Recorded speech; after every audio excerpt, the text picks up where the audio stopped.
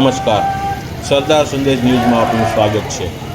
ભાવનગર જિલ્લામાં ₹1.5 કરોડની જમીન પર કબજો જમાવનાર 7 લોકો સામે લેન્ડ ગ્રેબિંગનો ગુનો દાખલ કરવામાં આવ્યો છે।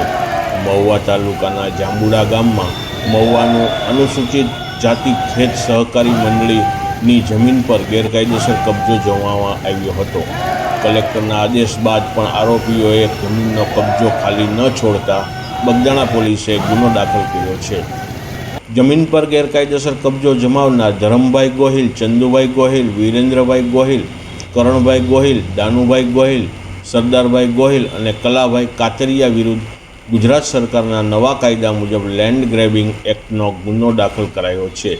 વર્ષ 2018માં મામલતદારે જાંબુડા ગામમાં અનુસૂચિત જાતિ ખેત સહકારી મંડળીને જમીન સોંપવામાં આવી હતી। જે જમીનમાં ગેરકાયદેસર કબજો કરનાર સામે મહુવાના બગદાણા પોલીસ મથકમાં ગુનો દાખલ કરવામાં આવ્યો છે। રિપોર્ટિંગ વિપુલ બલિયા, ભાવનગર।